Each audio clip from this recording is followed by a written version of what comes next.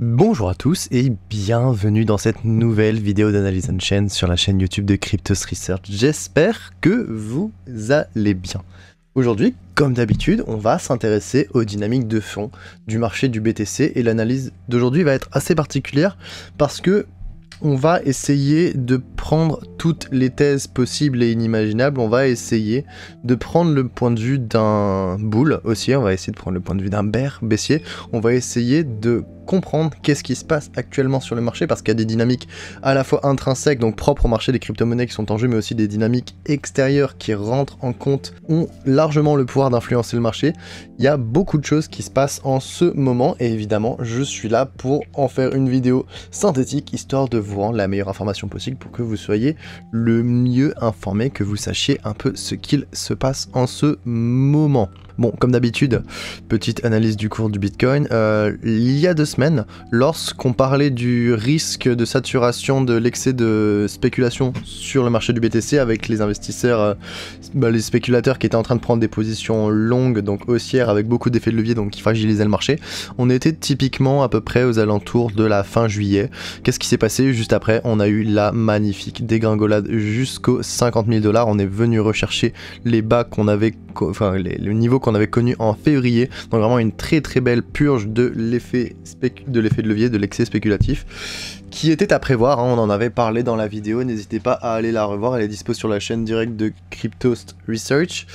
où on avait dit, justement, les gars, faut arrêter d'utiliser de l'effet de levier à tue-tête, surtout dans des moments où la macroéconomie est pas favorable nécessairement à la hausse du BTC, vous allez vous faire rect, vous allez vous faire défoncer, et c'est un peu ce qui s'est passé, donc je suis vraiment, et je ne suis pas là pour casser du sucre sur le dos de ceux qui auront pris ce risque en espérant avoir une hausse du prix, hein. Je suis vraiment désolé si ça vous est arrivé, mais si c'est le cas, j'espère que vous en avez quand même tiré une leçon. Sachez que l'effet de levier c'est quelque chose d'extrêmement risqué, c'est pas adapté à tous les profils d'investisseurs, et malgré le fait qu'on veuille vous faire croire que c'est facile d'utiliser l'effet de levier et que ça va vous rendre riche en l'espace de 2 semaines,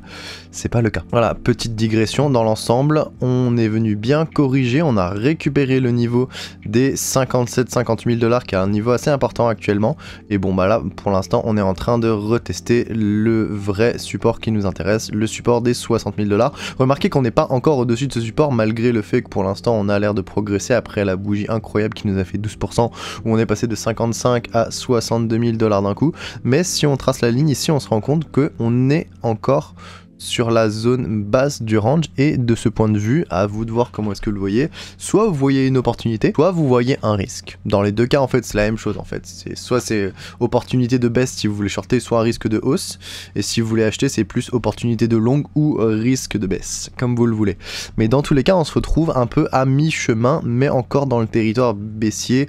pour le moment. Alors qu'est-ce qui s'est passé? Il s'est passé quelque chose d'assez important, il s'est passé une purge spéculative comme on l'avait déjà expliqué, puis comme vous le savez, hein, j'en doute pas, mais pas seulement une purge spéculative comme les autres, parce que si on regarde la variation hebdomadaire de l'intérêt ouvert, avec des écarts statistiques, on peut remarquer que bon, en dessous d'un écart statistique assez important, on se rend compte qu'il y a quand même une bonne partie de l'intérêt ouvert qui a été effacée, les zones vertes que vous voyez ici, ce qui nous montre des zones de purge spéculative et aussi de capitulation à court terme qui sont assez significatives, mais là on est vraiment dans un autre niveau. Si vous voyez les chiffres, on est à peu près à 2 voire à 3 fois ce qu'on a enregistré pendant les 6 derniers mois, et si on part sur 2 ans, si vous allez voir ce qui va se passer, et bien en fait on se rend compte qu'une purge spéculative de cette ampleur là, en fait ça correspond à peu près à ce qu'on avait connu soit en novembre 2022, soit en août 2022, donc dans tous les cas, l'ampleur elle a été extrêmement importante, et la capitulation qu'on vient de voir actuellement, c'est de très loin la plus grande de tout ce qu'on a connu sur le cycle haussier, et surtout pendant les 6 derniers mois, même durant la dernière année, vraiment on n'avait pas connu ça depuis novembre 2022, donc ça fait quasiment 2 ans qu'on n'a pas eu une telle violence, une telle volatilité baissière, puis ensuite haussière, parce que comme vous pouvez le remarquer, si je résume un petit peu, on a eu une belle destruction de l'intérêt ouvert, montrant que la majorité des positions à gros effet de levier avaient été forcées à la clôture, avaient donc été liquidées. Mais ensuite on a eu une rapide hausse de l'intérêt ouvert ici qui a quasiment atteint la zone de surchauffe, ou du moins de surexposition du marché, parce qu'en fait il suffit pas en fait que les gens soient liquidés, pour qu'il y en ait d'autres qui arrivent après, ou peut-être que ce soit même les mêmes qui reviennent avec l'argent qui leur reste, ou même des fois en faisant un prêt, bref. On a encore actuellement des niveaux de levier sur le marché qui existent, ils ont quand même été bien entamé dans l'ensemble. On a eu un effet de levier total, un intérêt ouvert, plutôt un intérêt ouvert, qui est descendu d'à peu près un quart, de moins 25% en l'espace d'à peine une semaine, hein, donc c'est quand même parfaitement considérable, mais on a déjà des gens qui sont en train de revenir avec un petit peu d'espoir, je l'imagine, mais dans l'ensemble on a quand même une correction, une purge de l'effet spéculatif qui était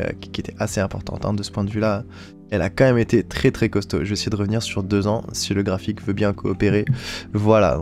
pour vous donner un peu l'ampleur de ce qu'on a vu, c'est vraiment une des capitulations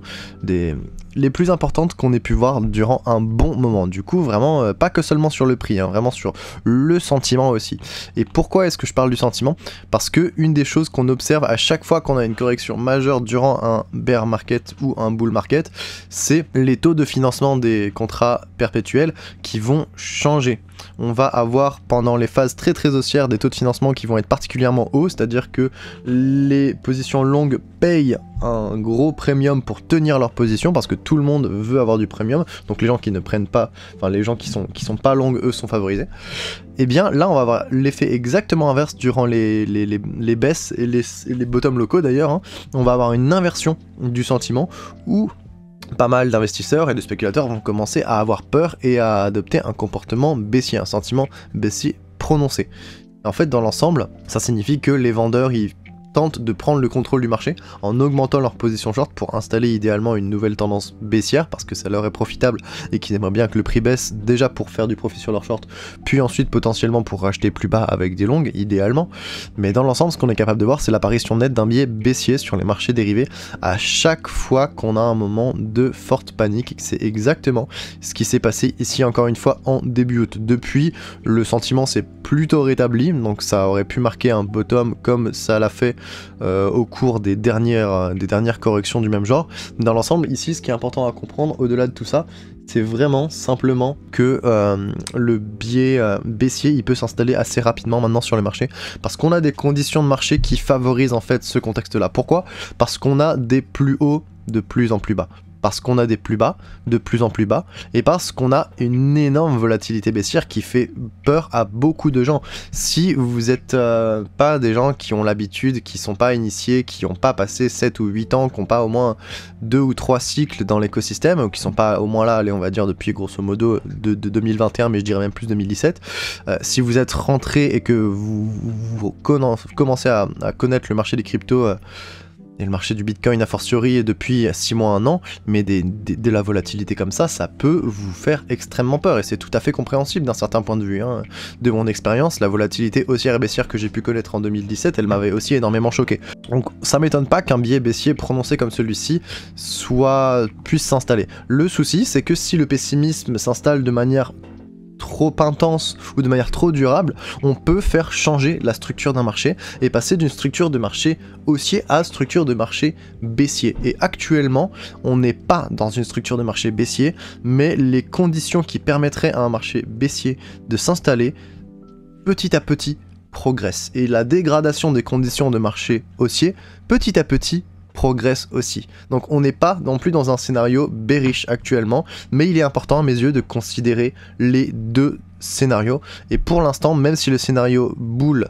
prime, le scénario bear est aussi probable, et du moins il est plus probable à mes yeux que quand on était en juin ou quand on était en mai. J'aurais eu du mal à voir un bear market s'installer ici en mai, c'était clairement un bear trap, alors que ici maintenant que on est en août, je pense toujours que nous sommes sur une structure de bear trap, mais dans l'ensemble les probabilités qu'un bear market survienne sont déjà plus élevées pour plusieurs raisons que j'ai détaillées beaucoup dans l'analyse que j'ai fait sur Cryptos Research, mais que je vais vous présenter en partie aujourd'hui. Voilà la deuxième partie de cette vidéo où on va s'intéresser à 3 paramètres fondamentaux qui nous permettent de décrire le comportement cyclique du marché du Bitcoin avec la rentabilité globale du marché, la rentabilité latente des investisseurs et ensuite la prise de profit de ces investisseurs. Toutes ces données, je vais vous l'expliquer plus tard, mais elles font partie d'une méthode d'analyse, d'un framework que j'ai développé pour donner vie à un indicateur que je vais vous présenter un petit peu plus tard, dont j'ai pas encore parlé sur YouTube, mais qui est déjà présent depuis un petit moment sur les réseaux, sur Twitter entre autres, que j'aimerais vous présenter en fin de vidéo, parce que je pense que c'est quelque chose qui va vous intéresser. Bref, trêve de digression, on va d'abord s'intéresser à comment mesurer le biais à moyen long terme du marché sur Bitcoin. Comment est-ce qu'on fait? Simple, on utilise le pourcentage d'offres en profit. Le pourcentage d'offres en profit, en fait, il va nous permettre de déterminer s'il y a une portion suffisamment importante de l'offre en circulation qui est détenue de manière rentable, et donc si elle est détenue de manière rentable, notamment au-delà de 75%, qui est la moyenne à long terme, et bien donc en gros si 3 bitcoins sur 4 sont détenus de manière rentable, et bien le biais est plutôt optimiste, les investisseurs sont plutôt contents, ils sont pas dans un stress énorme, ce qui est plutôt logique. Quand on est en dessous de 3 bitcoins sur 4, et même quand on arrive à 2 bitcoins sur 4, donc à la moitié, là on est dans des moments de stress assez importants, où en fait les 2 bitcoins sur 4 qui sont encore rentables, c'est des bitcoins qui datent de avant 2017, donc c'est des gens qui soit touchent plus du tout à leur bitcoin, soit sont pas du tout concernés par le marché actuellement, et donc les 2 bitcoins qui restent, la majorité du temps ça va être des gens qui ont acheté la tendance à court terme et qui du coup vont être sous l'eau, ou des gens qui ont acheté peut-être durant le dernier cycle et qui sont pas sous l'eau mais qui pourraient arriver à un taux de stress important si le marché continue de baisser. Dans l'ensemble, ce qu'il faut comprendre ici, c'est que la courbe bleue que vous voyez ici, la moyenne cumulative, la moyenne historique, elle va servir de biais haussier et baissier pour le marché, et ça fonctionne très bien. Et qu'est-ce qu'on est capable de voir pendant les bull market, donc ici qu'on peut voir en vert, lorsque la courbe orange, le pourcentage d'offres en profit est au-dessus de sa moyenne historique, eh bien on peut avoir des moments où on va aller retester le biais dans son ensemble pour ensuite potentiellement rebondir, ou pour ensuite invalider le biais haussier pour arriver et s'installer dans un biais baissier. Qu'est-ce qu'on voit actuellement? On voit actuellement qu'on est sur une phase de test. On est venu retrouver la moyenne historique aux alentours des 74,3, on va dire 75, hein, on n'est vraiment pas à ça près pour chipoter. Ça fait 2 fois qu'on la teste, hein. Ça fait 2 fois, et là on est passé légèrement en dessous, ce qui nous a valu l'impression d'une petite valeur baissière ici, qui nous permet d'ailleurs d'estimer que à partir du moment où le BTC se situe grosso modo en dessous des 55 000 $, eh bien on peut avoir un biais baissier qui s'installe, parce qu'en dessous des 55 000 $, eh bien on se retrouve avec moins de 75% de l'offre en profit. Donc premier constat, la condition principale ici, qui va nous permettre de déterminer le biais du marché, c'est donc cette métrique, et cette métrique, jusqu'à présent, elle avait un comportement haussier, avec beaucoup d'investisseurs qui étaient en profit, plus de 75%, et dans l'ensemble, ça permettait de conserver un optimisme. Une fois qu'on a chuté sous les 55, on est passé en territoire baissier. C'était très rapide, hein, c'était vraiment très rapide, mais ça mérite d'être souligné pour vous montrer à quel point, en fait, on est vraiment à la frontière entre la structure de marché haussier et l'installation d'une potentielle structure de marché baissier si jamais le pessimisme venait à s'installer et que le BTC venait à perdurer sous les 55, sous les 50 potentiellement 1000 $. Donc assez important de surveiller cette zone, hein, pour l'instant, qui symbolise vraiment la frontière à partir de laquelle le pessimisme peut s'installer. Maintenant qu'on a une vision d'ensemble de la rentabilité du marché et qu'on voit qu'après une phase de bonne rentabilité, pour l'instant on est en train d'avoir une rentabilité plutôt médiocre bien que ok, on peut aller observer le degré de rentabilité, parce que le pourcentage de fonds en profit, il nous dit combien de pourcentage de bitcoins en circulation sont en profit, d'accord, mais maintenant ces bitcoins, ils sont détenus à quel point en profit? Quel est leur degré de rentabilité? Par rapport à un coût de base, à quel point je vais être en profit ou en perte, en fait? Et bien ça, le ratio MVRV, il est capable de nous le dire. Avec ça, on va être capable d'étudier l'ampleur de la rentabilité latente des bitcoins qui sont détenus on-chain. Et on va être capable d'avoir une analyse statistique qui est un peu différente, parce que si vous le voyez, là on a fait la moyenne cumulative, et en fait là on va avoir une moyenne cumulative mais qui est cachée, et on va calculer un écart type au-dessus et un écart type en dessous de cette moyenne cumulée pour être capable d'identifier les zones où la rentabilité latente est extrêmement élevée, donc où il y a vraiment beaucoup de gens qui ont un profit important, souvent plus que x2, x3, et aussi à l'inverse les périodes où on a une rentabilité statistiquement faible, c'est-à-dire les moments où les BTC sont détenus avec une forte perte latente, typiquement moins 20%. Donc en gros, on va retrouver des périodes où les gens sont vraiment très en profit quand ils ont fait du plus 200, du plus 300% au-dessus des bornes rouges, et des périodes où les gens sont plutôt en perte quand ils ont fait du moins 20, du moins 30% de perte latente, hein. On n'est pas sur la perte réalisée, on est sur la perte latente en dessous de la borne verte. Donc vraiment, cette analyse statistique, elle est extrêmement simple, mais elle permet, comme vous le voyez, d'isoler les périodes de saturation saturation du profit latent et des périodes de saturation de la perte latente de manière relativement importante. À cet égard, qu'est-ce qu'on est capable d'observer pour le cycle actuel? On est capable de voir, premièrement, qu'il y a eu un épisode de saturation du profit latent aux alentours du sommet local, qui est d'ailleurs le nouvel ATH des 73 000 $. Ça paraît logique, les gens ils étaient particulièrement en profit, parce qu'en fait tout le monde était en profit. Pourquoi tout le monde était en profit? Parce que le prix n'avait jamais enregistré de telles valeurs, c'est bien normal. Et d'ailleurs si on regarde sur le pourcentage d'offres en profit, j'avais bien tweeté d'ailleurs sur le sujet à ce moment là, mais le pourcentage d'offres en profit il était bon, il était à 99%, voilà, on n'est jamais vraiment à 100% exactement, on est toujours à 99, des brouettes, mais c'est exactement ce qui est en train de se passer, c'est-à-dire qu'il y a vraiment eu un moment où il y avait vraiment beaucoup de gens, tout le monde qui était en profit, et ça peut inciter à la prise de profit, comme on va le voir juste après. Mais ce qu'il faut retenir ici dans l'ensemble, c'est qu'après un moment de saturation du profit latent, eh bien en fait on a eu une dégradation avec des sommets de plus en plus bas du MVRV qui nous indique que les conditions de marché sont en train de devenir de moins en moins favorable au sentiment haussier, alors même que le prix il est en train de stagner, hein. C'est assez important et c'est d'ailleurs une structure de retournement de marché haussier vers un marché baissier qu'on a été capable d'observer durant le marché de 2021. Regardez ici, on est à 40 000 $, MVRV 3,5, très bien. On est à 55 000 $, MVRV 3,9, très bien. On est maintenant encore, on est à 60 000 $, MVRV 3,4. Et puis en fait on a des valeurs qui commencent à décroître, c'est-à-dire que alors que le prix est de plus en plus haut et que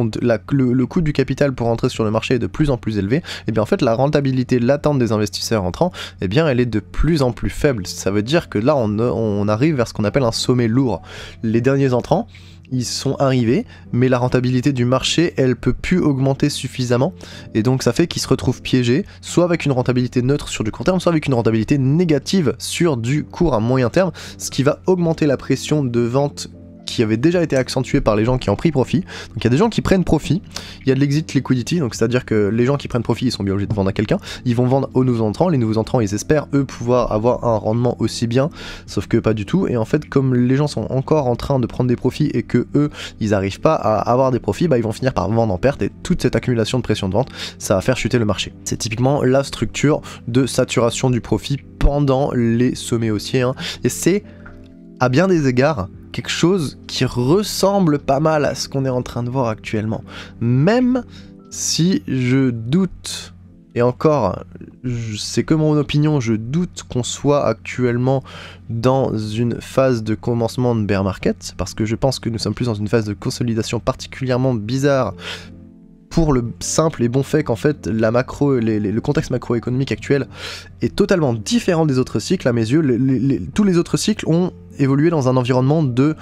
forte impression de liquidité. C'est la première fois qu'on a, bon d'accord, il y a encore des impressions de liquidité, mais qu'on a un contexte qui est légèrement différent à plusieurs égards aussi, parce que la politisation de Bitcoin, parce que les ETF, parce que le cash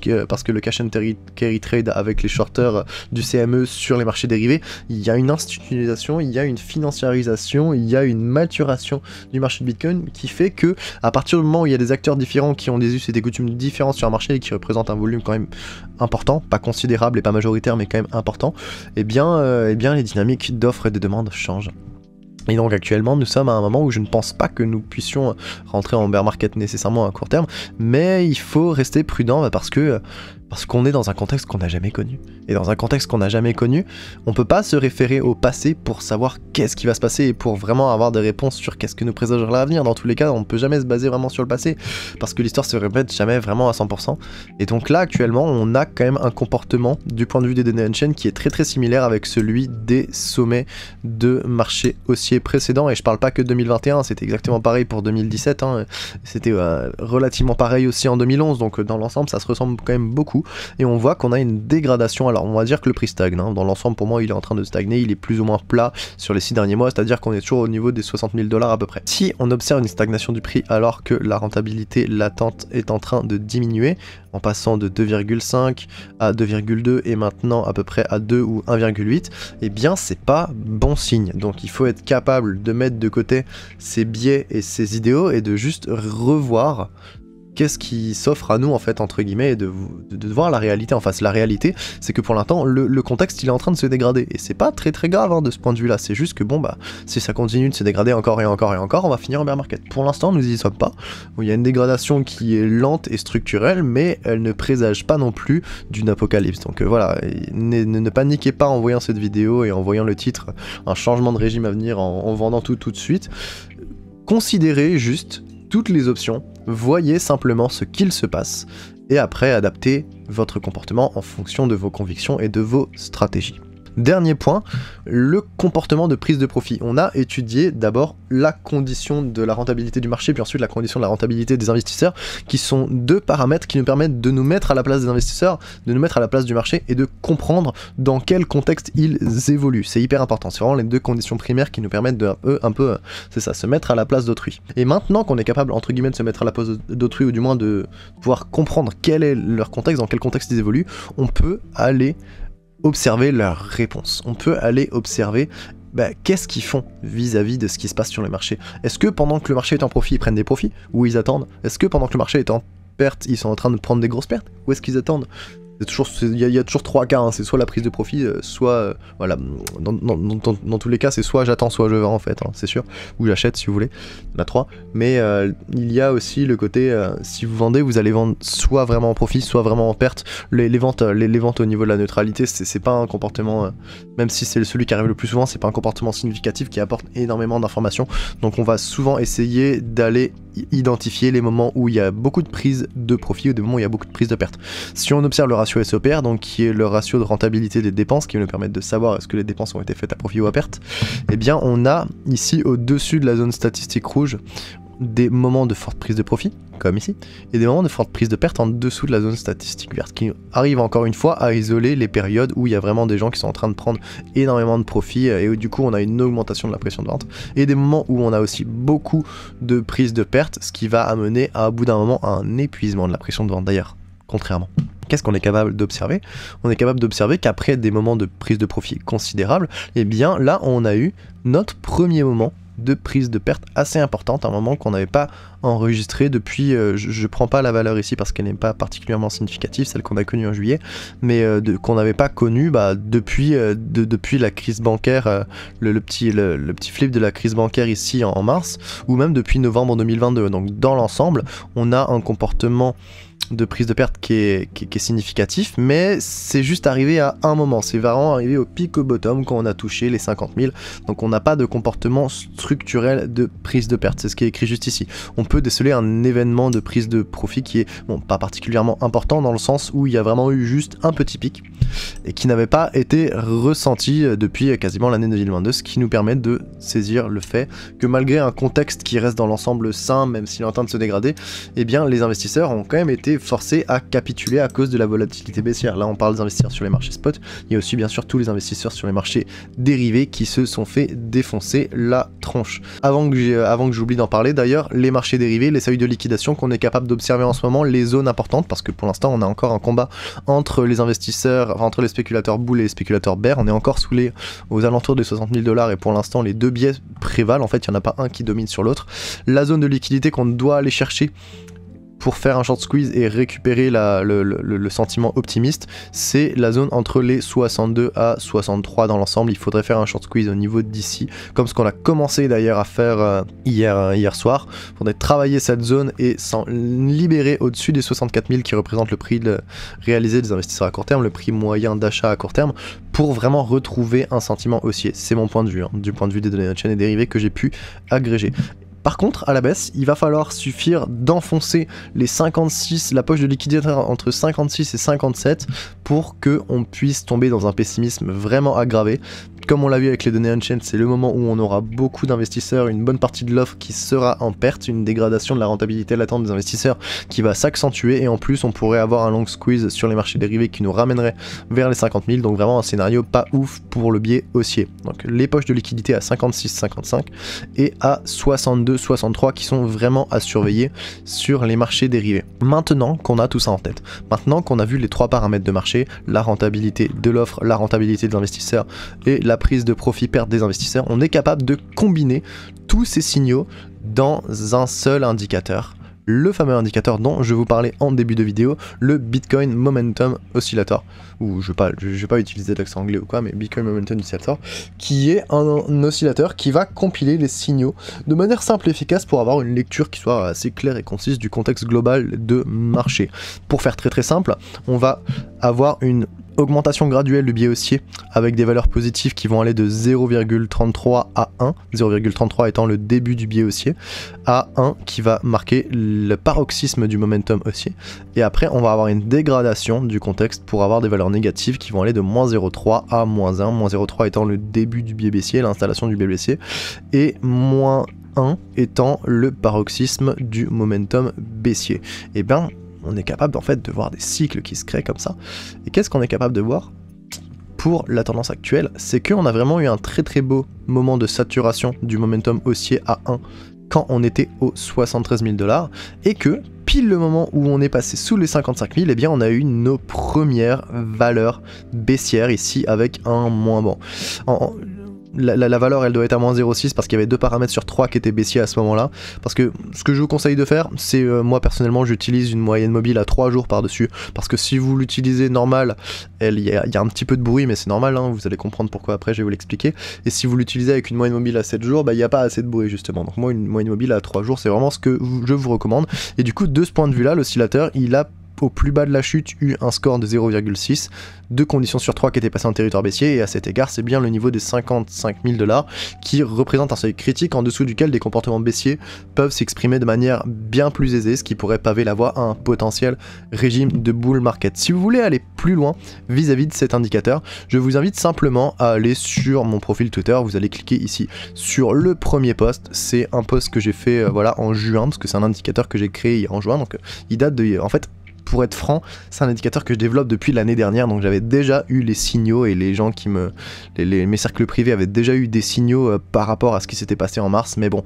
comme j'étais encore en train de développer l'indicateur, je voulais pas non plus dire tout et n'importe quoi et je voulais être sûr d'avoir éprouvé cet indicateur avec suffisamment de données, et le fait d'avoir l'impression d'un sommet ici et de montrer en fait qu'on était sur un moment de saturation de la hausse avec les comportements qui suivent qu'on a pu analyser et que vous serez capable d'analyser si vous lisez la documentation, je me suis rendu compte que l'indicateur était pertinent et je me suis enfin poussé à rédiger une docu et à faire un trade et à le présenter, à l'offrir au monde en fait, parce que cet indicateur il est open source et il est gratuit. Donc vous allez lire ce petit trade qui dure 15 petits piles, il est vraiment très bien, enfin pas dire qu'il est bien rédigé, mais j'ai vraiment essayé de faire de mon mieux pour que ce soit clair, que ce soit concis, que ce soit précis. Vous retrouverez la méthodologie ici dont je vous ai parlé avec le pourcentage d'offres en profit, avec le ratio MVRV, avec le ratio SOPR. Vous creusez un peu tout ça, vous allez essayer de comprendre qu'est-ce que j'ai fait, et ensuite vous allez récupérer directement la documentation, et ensuite avec la documentation vous avez accès à l'indicateur. Vous avez accès à l'indicateur, vous avez accès à toutes les observations, et vous pouvez aller le chercher directement soit sur Glassnode, soit sur The Bitcoin Research Lab dont on a déjà parlé dans des vidéos, hein. Je vous rappelle que le tuto de Bitcoin Research Lab c'est un des meilleurs outils que vous pouvez trouver pour le marché des cryptos, pour avoir des données on-chain absolument gratuites. C'est une bande de données on-chain et open source, et sur le même principe, je voulais caler sur ce principe là, de l'open source et du gratuit pour vous offrir cet indicateur, le Bitcoin Momentum Oscillator. Donc si jamais ça vous intéresse, n'hésitez pas à aller choper la docu, n'hésitez pas à aller lire le thread. Si vous avez plus d'informations, si vous avez besoin de plus d'informations, des questions ou quoi, ou même des commentaires ou des suggestions, n'hésitez pas soit à me contacter, soit à reprendre l'indicateur et à le bidouiller par vous-même, hein. Si vous avez Glassnode, si vous avez accès à un Bitcoin, vous pouvez le faire aussi, donc n'hésitez pas, vraiment ça me fera plaisir de voir cet indicateur se faire améliorer, parce que je l'ai vraiment voulu extrêmement simple, hein. J'ai déjà des variantes personnelles que j'ai pour moi qui sont bien plus avancées, mais là j'ai vraiment voulu, comme je le disais ici il me semble, voilà, l'idée est de créer un modèle aux composantes et à la méthodologie les plus simples possibles, compréhensibles et accessibles à tous. Donc vraiment l'idée c'est de faire quelque chose de simple mais de beau entre guillemets, parce qu'il n'y a jamais quelque chose de plus beau que quelque chose de très simple et particulièrement efficace, et c'est exactement ce que je voulais faire avec cet indicateur, et manifestement ça fonctionne à merveille. Pour résumer ce qu'on vient de voir dans cette vidéo, comme d'habitude on va lire notre petite intro. In fine, les données elles suggère actuellement qu'un événement macroéconomique majeur est venu ébranler le cours du Bitcoin qui avait été fragilisé par l'excès spéculatif en cours sur les marchés dérivés depuis plusieurs mois. On en avait parlé lors de notre précédente vidéo il y a 2 semaines. En réponse à cette forte volatilité baissière, on a vécu d'importantes liquidations qui ont accentué la chute du cours du Bitcoin vers les 50 000 $, qui ont forcé les spéculateurs et les investisseurs à court terme à réaliser des pertes intense. Et pour l'instant, les modèles d'analyse de comportement cyclique du marché du BTC suggèrent que nous sommes toujours en bull market, mais que le niveau des 55 000 $ constitue un seuil critique en dessous duquel des comportements baissiers peuvent s'exprimer, ce qui pourrait paver la voie à un potentiel régime de bear market. Dans l'ensemble, on a eu mal, ça pique un peu, mais en même temps on a pris du risque, donc on l'a bien mérité. Pour l'instant, on est encore en boule, on a toujours une structure boule, mais on n'est pas passé loin d'une catastrophe et d'une panique qui nous aurait pu nous amener vers une période plus bearish, donc restons prudents. Et s'il y a bien une leçon à retenir de ce qui s'est passé au cours des 2 dernières semaines, s'il vous plaît, arrêtez avec l'effet de levier, ou du moins gérez votre effet de levier de manière responsable. J'espère que cette vidéo vous aura plu. Comme d'habitude, vous pouvez retrouver directement l'analyse sur le site de Cryptost gratuitement. Vous pouvez aussi avoir le thread sur Twitter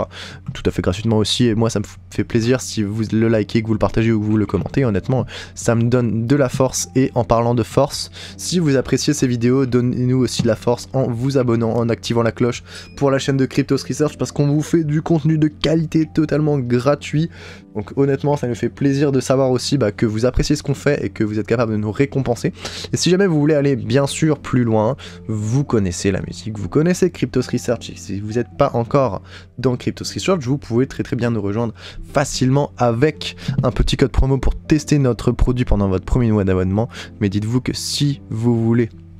être accompagné, si vous voulez avoir de l'entraide, si vous voulez avoir toute la documentation, toute l'expérience, toute l'expertise de gens qui sont là depuis bientôt 5, 6, 7, 8, même 10 ans pour certains sur le marché des crypto-monnaies, et qui ne sont pas seulement là pour la spéculation mais aussi pour l'aspect fondamental et l'usage de Bitcoin et d'autres crypto-monnaies pour des usages qui sont plus proches de l'éthos cypherpunk, vous savez où nous rejoindre. C'est directement chez Cryptos Research. Allez, à la prochaine!